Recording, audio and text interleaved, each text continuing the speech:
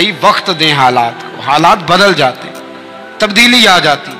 اللہ تبارک و تعالیٰ کمزوروں کو طاقتور کر دیا کرتا ہے، غریب کو امیر بنا دیا کرتا ہے۔ اللہ تبارک و تعالیٰ ان لوگوں کو جن کی کوئی آواز سننے والا نہیں ہوتا، ان کی چھوٹی آواز کو اللہ قوت دے دیتا ہے، طاقت دے دیتا ہے۔ شرط یہ ہے کہ آپ استقامت کا مظاہرہ فرمائیں، صبر کا مظاہرہ فرمائیں، آپ تھوڑا اپنی زندگی میں ٹھہراؤ لائیں، آپ تھوڑا حوصلہ کریں۔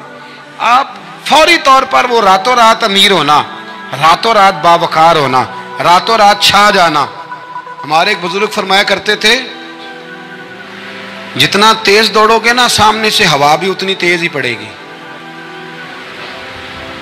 فرماتے تھے اگر بس پہ سیٹ نہیں نہ ملی، پچھلی بس کا انتظار کر لو، چھت پہ بڑی ہوا لگتی ہے، اور اگر تم جلد باز ہونا کہ جانا میں نے ابھی ہے تو فرمایا پھر چھت پہ بیٹھنا پڑے گا تو ہوا بڑی تیز پڑے گی۔ پھر تھوڑا کر کے، حوصلہ کر کے، احتیاط کے ساتھ آپ سفر کریں، اپنی زندگی میں وہ استقامت لائیں جو ہمارے بزرگوں کا طریقہ ہے، وہ حوصلہ لائیں جو ان کو بڑا کرتا تھا، وہ والا ماحول لائیں جس سے ان لوگوں کے اندر طاقتیں آئیں۔ تو بھائی یاد رکھیں، آپ حالات کو وقت دیں، حالات کو۔ آپ چلے گئے ڈاکٹر کے پاس دوائی لینے، اس نے آپ کو دوائی دے دی 1 مہینے کی، اس نے کہا 1 گولی صبح کھانی 1 شام کھانی، یہ سیرپ ہے اتنا بڑا، 1 چمچ صبح پینا 1 شام پینا ہے۔ تو آپ نے کہا نہیں میں نے تو 2 گھنٹے میں ٹھیک ہونا ہے، تو ساری بوتل ہی نہ پی جاؤں، ساری گولیاں کٹھی نہ کھا جاؤں، چونکہ ٹھیک جو ہونا ہے ہو جائیں گے آپ ٹھیک۔ وہ کہتا ہے 1 چمچ پینا ہے، 2 نہ پی لینا، یہ دوسرا اثر بھی ہو سکتا ہے، سائیڈ افیکٹ بھی ہو سکتے ہیں۔ آپ اس کو احتیاط سے لینا۔ کچھ گولیاں ایسی ہیں جو ڈاکٹر کہتا ہے پوری نہیں کھانی، آدھی کھانا، تو پھر پوری کھا لیتے ہو۔ بھائی تھوڑا انتظار کریں، آپ جہاں کھڑے ہیں، جس مقام پہ کھڑے ہیں، استقامت کا مظاہرہ کریں، تھوڑا وقت دیں، بڑی بات نہ کریں لیکن تھوڑا ٹائم دیں، تھوڑا حوصلہ کریں۔ ہم فوراً رزلٹ اناؤنس کرتے ہیں، فوراً۔ میرے سنگی کئی دفعہ کہتے ہیں کہ حضرت صاحب آپ کیسا محسوس کرتے ہیں؟ تو میں کہتا ہوں میں تو سیدھا محسوس کرتا ہوں۔ ہمیں لوگ فون کرتے ہیں ٹائم دو، جس کو دے دیا اس کے کاغذوں میں ویری گڈ ہے، اور جس کو نہیں دیا وہ سلام بھی نہیں لیتا، فون بند کر دیتا ہے، چھٹی۔ ویری گڈ آپ اس کے کاغذوں میں، جس کی بات پہ آپ پورے، اور جس کو آپ کہہ رہے ہیں کہ نہیں ذرا تو پیار کر، محبت کر، تو ٹائم دے، تو وہ اس بات کے لیے تیار ہے۔ تو آپ صبر کریں، آپ حوصلہ کریں، آپ جس سٹیٹس میں، اور زندگی میں یاد رکھیں جتنا کوئی آپ کو اونچی اور بڑی جگہ پہ بیٹھا نظر آئے گا نا، اتنا زیادہ آزمائش کا شکار ہوگا وہ شخص۔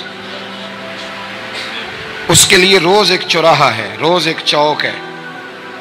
اگر 20 لوگ آپ سے روزانہ رابطے میں ہیں تو آپ ایک جگہ پہ جا سکتے ہیں، یا 2 جگہ پہ 17-18 نے آپ سے ناراض ہونا ہے۔ آپ محسوس کریں اس بات کو۔ آپ جہاں بیٹھے ہیں، جس اسٹیج پہ آپ بیٹھے ہیں، آپ اپنی سیاسی جماعتوں کو دیکھ لیں۔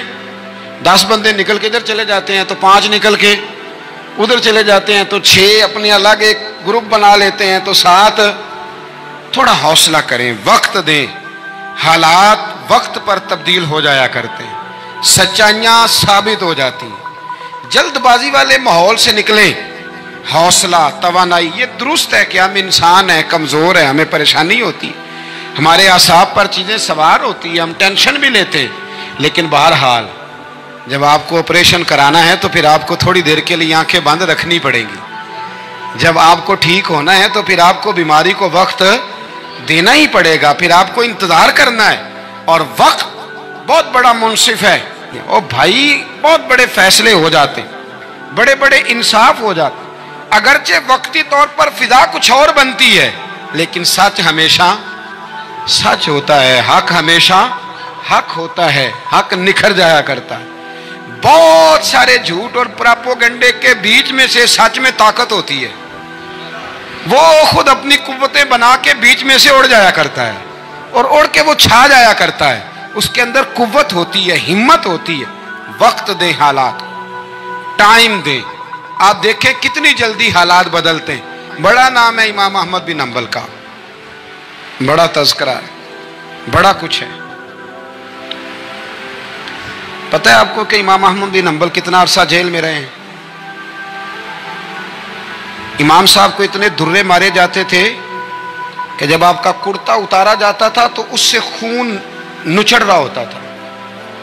आज हम मुस्नद इमाम अहमद बिन हंबल एसी वाले कमरे में बैठ के पढ़ते हैं, और जब हम उसका हवाला दे रहे होते हैं तो हम कह रहे होते हैं, तो पता है मैं कितना बड़ा आदमी हूं, 14 जिल्दों की किताब में से हवाला दे रहा हूं। उस बंदे से पूछो जिसने लिखी है, उससे पूछो जिसने ये कमाल किया है। और इतना बड़ा आदमी और सच्चा बादशाह मार रहा है। एक दिन उसने ताना भी दिया, कहने लगा अहमद बिन हंबल, मुझे भी पता है आप ठीक हैं और आपको भी पता है आप ठीक हैं, जुल्म हो रहा है, ज्यादती हो रही है, पर लोग आपकी सपोर्ट क्यों नहीं कर रहे?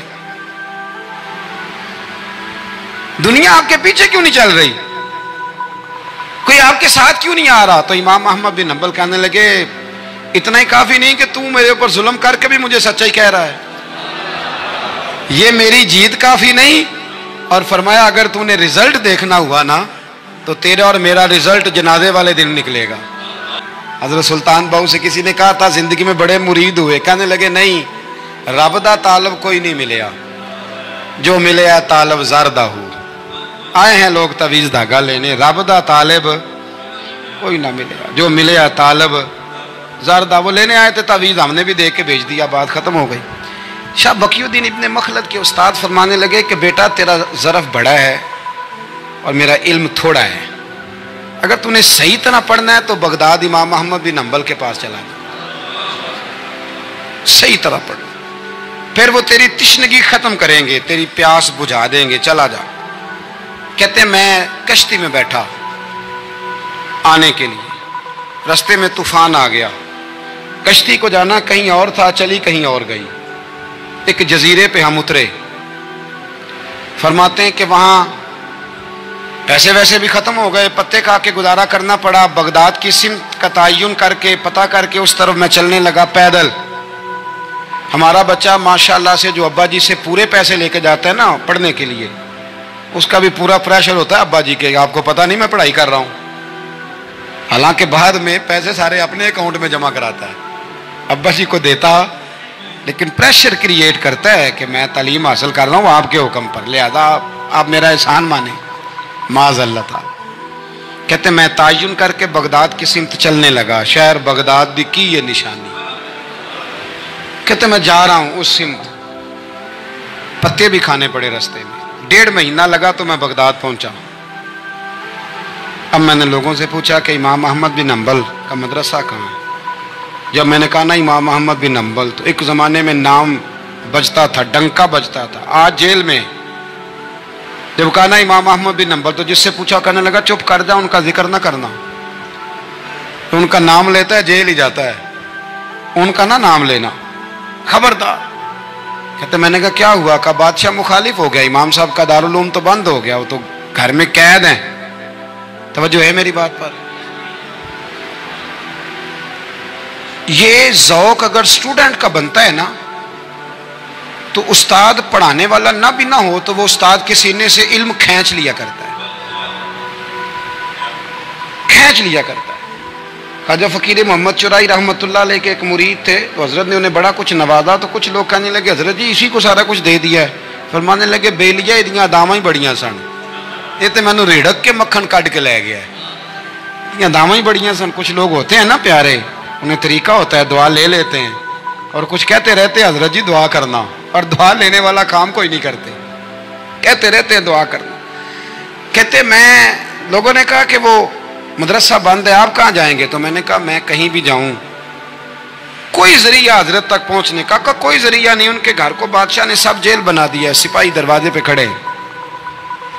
आपने फरमाया फिर भी एक बंदा कहने लगा इतनी नेकी कर सकता हूं कि मैं तुम्हें उनका दरवाजा दिखा सकता हूं। आप फरमाने लगे मेरे लिए इतना भी काफी है, जिक्र हबीब कम नहीं वसले हबीब से, इतना भी मेरे लिए काफी है। उसने दूर से खड़े होके कहा वो जहां सिपाही खड़े हैं ना वो इमाम साहब का दरवाजा है। शाह बकीउद्दीन साहब कहते हैं मैंने कहा तू अब जा, अब देखना मैं इल्म कैसे हासिल करता हूँ, सब्र देखो, इस्तिकामत देखो, हौसला देखो। आप फरमाते हैं कि मैंने ना अपने सर से टोपी उतार के किसी को दे दी और बाल मैंने बखेर डाले सारे, एक जगह से दो जगह से कुर्ता मैंने फाड़ लिया, हाथ में ना मैंने प्याला पकड़ लिया मांगने वाला, तेनू लब दिया आप गवाचे। मैंने ना प्याला पकड़ लिया हाथ में मांगने वाला, और जिस जगह गली में इमाम साहब का घर था ना, पहले कोने पे सदा लगाई, 1 दिनार का सवाल है। कहते 1 दिनार मिला, फिर दूसरे दरवाजे पे आया, 1 दिनार मिला, फिर तीसरे दरवाजे पे आया। मजनू बन के विच बाजारा कदी कखा वांग रुलाए ते कदी कुहाया कुंभा सारा, सिर नेजे उत्ते चढ़ाए। सजना यार मनाउण दी खातर असां की पेश वटाए। फरमाते मैं ना मांगने वाला, भिकारी बन के मांगने वाला नहीं, मैं अमीर बाप का बेटा था पर मैं मांगने वाला बन गया। मैंने फटे पुराने कपड़े, एक दरवाजे पे 1 दिनार। इमाम साहब का भी दरवाजा आया, कहते मैंने सदा दी, 1 दिनार चाहिए था। कहते इमाम अहमद बिन हंबल दरवाजे तक आए, और जब मेरे प्याले में कासे में दिनार डालने लगे तो मैं रो पड़ा। मैंने कहा मेरे महबूब करीम की हदीसों के वारिस और जानशीन, मैं तो कहाँ से चला हूँ, तुझसे हदीस सीखने आया हूँ, मुझे खैरात ना दे, मुझे मेरे मुस्तफ़ा की 2 हदीसें पढ़ा दे। तो कहते हैं शेख की आंखों में, इमाम साहब की आंखों में आंसू आ गए। फरमाने लगे यार मैं भी सोच रहा था स्टूडेंट ही कोई नहीं, किससे हबीब की बातें करूं, आज तो पढ़ा दूंगा तो कल कैसे आएगा। अर्ज की हुजूर जब तक आप जेल में रहेंगे मैं भिखारी बना रहूंगा। मांगना जो है नौकर की ते नखरा की, जब लेना जो है तो खत्म हो गई बात, प्याला सीधा रखेंगे। आप फरमाते हैं कई महीने, 1 2 4 दिन नहीं, कई महीने मैं हाथ में ना प्याला ले लेता और गलियों में घूमता। 1 दिनार का सवाल है, इस्तकामत, सबर, हौसला। आप फरमाते हैं इमाम अहमद बिन हंबल का दरवाजा आता तो वो 1 दिनार भी रोज देते और हदीसें भी रोज ही पढ़ाते। आप फरमाते हैं कि फिर वक्त बदल गया, फिर हालात तब्दील हो गए, बादशाह चला गया और नया आ गया। फरमाते हैं वो इमाम साहब का अकीदतमंद था, उसने मदरसा बड़ा बना के दिया, उसने मसनद बिछा के दी। पहले दिन जब इमाम साहब मसनद हदीस पर जुब्बा पहनकर, इमामा बांधकर, खुशबू लगाकर मिंबर पर बैठे हदीसें बयान करने, फरमाते हैं जब मैं आया ना सामने तो मैं उन्हें देख के रो पड़ा, वो मुझे देख के रो पड़े। फरमाते हैं उन्होंने कहा रास्ता छोड़ दो, इसे आगे आने दो। जब मैं आगे आया तो इमाम साहब फरमाने लगे पहले भी बड़ा पढ़ाया था, अब भी जिंदगी भर पढ़ाऊंगा, पर जिस सब्र और इस्तिकामत से तूने पढ़ा है, जो मजा उन दिनों में आया है शायद दोबारा कभी ना। थोड़ा हौसला पैदा करें, थोड़ा इस्तिकामत का मुजाहरा करें, थोड़ा सा ना। वो हजरत ख्वाजा निजामुद्दीन साहब से एक शख्स ने आके कहा था मेरा पीर कामिल नहीं तो मैंने बदलना है। फरमाया शरीक कबाहत तो कोई नहीं। कहने लगा नहीं। तो आप फरमाने लगे तो अल्लाह की रजा के लिए खिदमत कर, हो सकता है तेरी खिदमत की बरकत से अल्लाह उसे कामिल कर दे, अल्लाह कामिल बना दे, तेरी बरकत से ही कामिल हो जाए। थोड़ा इस्तिकामत का माहौल बनाए। मैं इस ज़माने में जो सबसे ज़्यादा कमज़ोरी महसूस करता हूँ लोगों के अंदर, यह है कि तदब्बुर नहीं, हौसला नहीं। एक बुत होता है मेरी ज़ात का जिससे मैं सारी ज़िंदगी बाहर नहीं निकल पाता। मैं कहता हूँ जो मैं कह रहा हूँ वो होना चाहिए, जो मैं चाह रहा हूँ वो होना चाहिए, जो मेरी ख्वाहिश है वो होना चाहिए। ऐसा नहीं होगा। ख्वाहिशें आप करेंगे, चाहते आप करेंगे, पर पूरी अल्लाह अपनी हिकमत से करेगा। पूरा अल्लाह अपनी। मेरे नबी करीम अलैहिस्सलाम ने एक दुआ मांगी थी, अल्लाह मेरी उम्मत लड़े ना। तो रब करीम ने कहा महबूब ये दुआ मुझसे मांगे ही ना। इसमें भी उसकी हिकमत है कि आपको हक पहचानना है, खुदा रहा अल्लाह पे छोड़ें। हम बड़े बेहौसला हैं, हम बड़े कमज़ोर हैं, हमें तो अल्लाह ताला खैर करे। अब तो ज़माने में जो दवाई सबसे ज़्यादा बिकनी चाहिए वो वहम की दवाई है, वो सबसे ज़्यादा बिकनी चाहिए। हर चौथा आदमी इस वहम का शिकार है कि जाने क्या हो जाएगा। कुछ भी नहीं होगा, वही होगा जो मंजूर है। आपको तो माशाल्लाह याद है, वही होगा जो मंजूर है। कुछ चीज़ें अल्लाह रसूल पे छोड़ें, सब्र के साथ, इस्तकामत के साथ। एक बात मैंने शुरू में की थी, फिर दोहराता हूँ आखिर पे। ये सोच लें कि आप हक पे हैं कि नहीं, आप सच्चे हैं कि हज़रत अब्दुल्ला इब्न ज़ुबैर इमाम हुसैन के बाद यजीदी फ़ौजों के ख़िलाफ़ निकले थे। आपके कुछ साथी शहीद हो गए थे और कुछ पीछे की तरफ चले गए थे, पसपा हो गए थे। हज़रत अब्दुल्ला इब्न ज़ुबैर अकेले रह गए थे। उस वक़्त आपकी वालदा हज़रत अस्मा बिनते अबी बकर सिद्दीक 90 साल उम्र थी और आंखों से नाबीना थी। فرماتے ہیں میں اپنی اماں سے مشورہ کرنے آیا، میں نے کہا اماں میرے کچھ ساتھی پیچھے چلے گئے، کچھ شہید ہو گئے، میں جہاد میں اکیلا رہ گیا ہوں، حکم کیا ہے؟ تو اماں کہنے لگی عبداللہ پہلے یہ بتا تو حق پہ ہے کہ نہیں؟ میں نے کہا اماں ہوں تو میں حق پہ، پر مجھے تیری بڑی فکر ہے، تیری 90 سال عمر ہے، یہ تو میرے جو مقابلے والے ہیں یہ تو بڑے سخت گیر لوگ ہیں، میری لاش کے ٹکڑے ٹکڑے کر دیں گے، تو برداشت کر لے گی؟ تو حضرت اسماء نے پتہ کیا دلیرانہ جواب دیا تھا کہ بیٹا بکرے کو تکلیف صرف ذبح ہوتے وقت ہوتی ہے، جب اس کی کھال اتارتے ہیں پر اسے کوئی تکلیف نہیں ہوتی، جب اس کے ٹکڑے ٹکڑے کرتے ہیں اسے کوئی تکلیف، تو کہا بیٹا حوصلے کے ساتھ رہنا، صبر کے ساتھ رہنا، اگر تو حق پہ ہے پہلے یہ دیکھ لے، اگر آپ حق پہ ہیں، اگر نہیں تو توبہ کر کے حق پہ آئیں، اور اگر آپ حق پہ ہیں تو پھر آپ یہ ذہن بنا لیں کہ حالات بدلیں گے اور جو آپ کا نظریہ ہے وہ غالب آ کے رہے گا، اگر آپ حق پہ ہیں تو پھر اللہ آپ کو توفیق دے گا، لیکن زندگی میں ان چیزوں سے بچیں۔ امام اعظم کے خلاف سازش رچی گئی، امام صاحب رحمۃ اللہ تعالیٰ علیہ کے پاس ایک بی بی دوڑی، حضور مسئلہ پوچھنا، آپ عورتوں سے ملا نہیں کرتے تھے، میں نے سوال کرنا ہے جی، جلدی جلدی سے اندر آ گئی، عورت جیسے ہی اندر داخل ہوئی باہر شور ہو گیا، امام صاحب کے پاس عورت ہے، اس نے بھی شور کر دیا کہ معاذ اللہ ثم معاذ اللہ، 10 درازی کیا امام اعظم نے۔ لوگ امام صاحب سے کہنے لگے اب پراپوگنڈا ہو گیا، سارے شہر میں بات پھیل گئی، حضور آپ جواب دیں، آپ بھی کوئی بات کریں۔ فرمانے لگے کیا جواب دوں، بی بی اکیلا تھا، میں اندر آئی ہے، باہر شور ہوا ہے، عورت کہہ رہی ہے میں اکیلا تھا، میں جواب دوں بھی تو میری گواہی کون دے گا، میرے ساتھ کھڑا کون ہوگا، اس وقت کون ہے اٹھ کے کہے گا کہ نہیں نہیں ایسی بات کوئی نہیں، یہ تو ماحول تو اور رخ اختیار کر گیا، تو حضور اب کیا کرنا ہے؟ تو آپ فرمانے لگے کرنا کیا ہے، میں کوئی لاوارث ہوں، رب رسول کا ماننے والا ہوں، میں فیصلہ اپنے اللہ پہ چھوڑتا ہوں، وہ بھی تو عدالت ہے نا۔ مصیبت یہ ہے کہ میں اور آپ سارے فیصلے خود کرنا چاہتے ہیں، حالانکہ خود کچھ فیصلے چھوڑ دینے چاہیے، وہی ہو تو بہتر ہے۔ فرمایا اللہ رسول پہ چھوڑتا ہوں، ختم ہو گئی بات، اب میں دلیل دوں گا بھی تو میری سنے گا کون؟ اس طرح کے ماحول میں کئی دفعہ آپ دلیل دیتے بھی ہیں تو کوئی سننے کو تیار ہے، وقت فیصلے کرتا ہے، کون سنے گا؟ فرمایا بس ٹھیک ہے، لے گئے پکڑ کے کوتوال کے پاس، تھانے میں بند کر دیا، اب اتنا بڑا امام ہے تھانے میں بند ہے، عورت بھی باہر بٹھا دی گئی، امام صاحب نے اس سے کوئی ڈسکس نہیں کی، جب اندر تشریف لے گئے سپاہی 2-3 کھڑے تھے، امام صاحب او ہو رب کریم کے بندوں کا وہی طریقہ، امام صاحب نے وضو کے لیے پانی مانگا اور پھر امام اعظم نے نفلوں کی نیت باندھی اور 2 رکعتیں پڑھ کے کہنے لگے مالک عزتیں بھی تیرے پاس ہیں، ذلتیں بھی تیرے پاس ہیں، تو جس حال میں ابو حنیفہ کو رکھے گا مجھے شکوہ کوئی نہیں، میں تیری رضا پہ راضی ہوں، جیسے تو چاہے میں راضی ہوں تیری رضا پہ۔ امام صاحب دعا مانگ رہے تھے تو آنسو ہاتھوں پہ گر رہے تھے، آنا کبھی مصلی بھی آباد کریں، آنا کبھی دنیا کو تو دکھڑے بڑے سنا لیے، آنا 2 رکعتیں پڑھ کے روئیں رب کی بارگاہ میں، محبوب کا وسیلہ پیش کریں، آنا اسے بھی تو منائیں نا۔ امام صاحب کے آنسو گرنے لگے، سپاہی بھی پریشان تھے، وہ بی بی نہ خود ہی اٹھی اور امام صاحب کے قریب گئی، کہنے لگی پہلے مجھے دنیا والے کہتے تھے اب میں سمجھ گئی ہوں آپ تو رب کریم کے نیک بندے، اب نہ روئیں، سویرے جانا ہے نا قاضی کی عدالت میں، تو میں سویرے گواہی دوں گی کہ میں نے جھوٹا الزام لگایا تھا، آپ ناراض نہ ہوں۔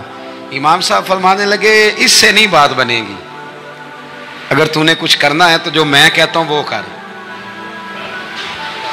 امام اعظم تھے نا، جو میں کہتا ہوں وہ کر۔ اس نے کہا جی وہ کیا؟ آپ فرمانے لگے اب تیری گواہی سے بھی بات اور ہو جائے گی، اس کو کہہ لیا ہے، اس کو منا لیا ہے، اس کی منت کر لی ہے، اس کو رشوت دے لی ہے، حالات کا تقاضا اب اور ہے، اب اس کا جواب بھی کچھ اور ہی ہے۔ با پردہ عورت تھی برقعے میں لپٹی ہوئی، اس کو گھر بھیج دیا، وہ کوتوال سے کہنے لگی میں بیمار ہوں مجھے چھٹی دے دو سویرے آ جاؤں گی، مدعی مقدمہ تو میں ہوں، مدعی کو تھوڑی کوئی باندھ کے رکھے گا۔ خاتون گھر چلی گئی، صبح قاضی کی عدالت میں مقدمہ لگا، امام صاحب رحمت اللہ علیہ کٹہرے میں کھڑے ہیں، یار بڑا مشکل ہوتا ہے معزز آدمی کا کٹہرے میں کھڑا ہونا، لیکن مخلوق تو فنکار ہے، اس درجہ کے پل بھر میں یہ سنگے در کعبہ سے بھی اسنام تراشے، تم کون ہو کیا چیز ہے داغے کبابی، لوگوں نے تو مریم پہ بھی الزام تراشے۔ یہ نہیں نا باز آتے لوگ، پھر مرضی ہے نا، ہونا کٹہرے میں کھڑا ہونا پڑ ہی جاتا ہے۔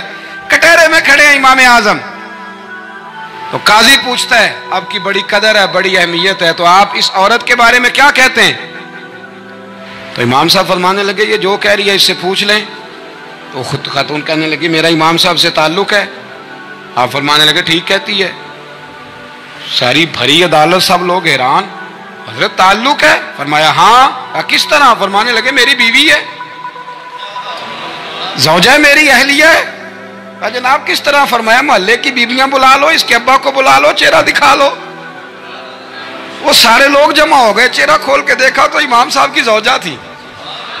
امام صاحب نے اس خاتون کو کہہ کے بھیجا تھا کہ یہی برقع میری بیوی کو دے کے سویرے بھیج دینا، یہی والا برقع جو تو نے پہنا ہے، اب گھر جا اور میری اہلیہ کو یہ برقع دے کے بھیج دینا۔ وہ برقع دے کے اس نے بھیج دیا۔ جب امام صاحب رحمت اللہ علیہ کی اہلیہ ثابت ہو گئیں کہ یہ تو امام صاحب کی اہلیہ ہیں جو کھڑی ہیں، اب وہ جو سازش رچنے والے تھے وہ دائیں بائیں دیکھ رہے تھے۔ تو امام صاحب نے ایک بات کی جو بڑی شاندار ہے، فرمایا تدبیریں تم نے بھی کی تھی، پر جو تدبیر میرا رب فرماتا ہے نا، جو تدبیر میرا، فرمایا یہ ابو حنیفہ کی تدبیر نہیں، یہ تدبیر میرے اللہ کی ہے جو اس نے مجھے عطا فرمائی، مجھے سجھائی۔ اب قاضی صاحب نے حکم دیا کہ جتنے لوگوں نے الزام لگایا ہے وہ سارے معافی مانگیں، وہ آئیں جس نے بات کی۔ بھائی وقت کو دیکھیں، فیصلے اللہ کے حوالے کریں۔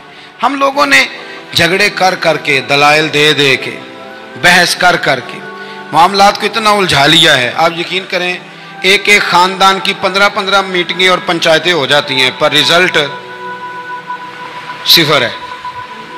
وہ جی وہ فلاں چودھری صاحب اس کے ساتھ مل گئے تھے، فلاں آدمی ادھر چلا گیا تھا۔ آپ تھوڑا وقت دیں، صبر کریں، استقامت کا مظاہرہ کریں۔ آپ دیکھیں حالات کس کروٹ بیٹھتے ہیں۔ کئی دفعہ صلح کی پیشکش کی جناب ابو سفیان کو، لیکن وہ مانتے نہیں تھے۔ حضرت عباس فرماتے میں نے کئی دفعہ انہیں کہا، حدیبیہ میں بھی میں نے کہا، انہوں نے سخت شرائط کے ساتھ صلح کی، لیکن جب حضور لشکر لے کے گئے نا میدان میں، توجہ ہے میری بات پر، 10,000 کا لشکر گیا تو پھر ابو سفیان خود اٹھ کے حضرت عباس کے گھر گئے، کہنے لگے میں نے تو آج آپ کے بھتیجے کی شان دیکھی ہے۔ تو حضرت عباس کہنے لگے ابھی بھی وہیں کھڑے ہو، یہ بھتیجے کی شان نہیں، یہ اللہ کے محبوب کی شان ہے، یہ رسول کائنات کی شان ہے صلی اللہ علیہ۔ تو کہا اب میں صلح کرنا چاہتا ہوں، اب میری صلح کرا دو۔ وہاں بھی حضور نے یہ نہیں فرمایا جب ہم کہتے تھے تو کیوں نہیں آتا تھا، جب ہم معاہدات کرنا چاہتے تھے تو کیوں نہیں آتا تھا۔ میرے محبوب نے عزت دے دی، فرمایا تیرے ساتھ بھی صلح ہے، تجھے بھی معافی ہے، اور جو تیرے گھر میں داخل ہو جائے گا اسے بھی معافی ہے۔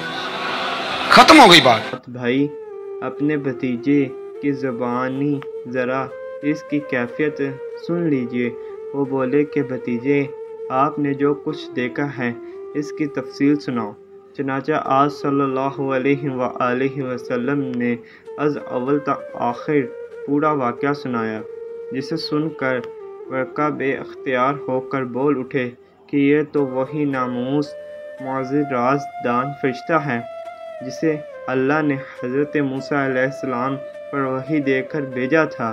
کاش میں آپ کے اس عہد نبوت کے شروع ہونے پر جوان عمر ہوتا، کاش میں اس وقت تک زندہ رہتا کہ آپ صلی اللہ علیہ وآلہ وسلم کی قوم آپ کو اس شہر سے نکال دے گی۔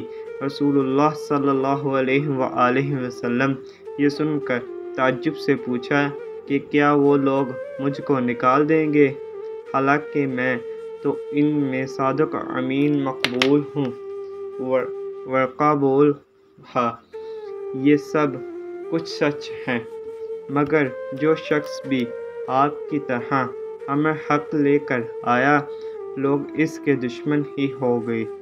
اگر مجھے آپ کی نبوت کا وہ زمانہ مل جائے تو میں آپ کی پوری مدد کروں گا، اور مگر ورقہ کچھ دنوں کے بعد انتقال کر گئے، پھر کچھ عرصے تک وحی کی آمد موقف رہی۔ سبحان اللہ۔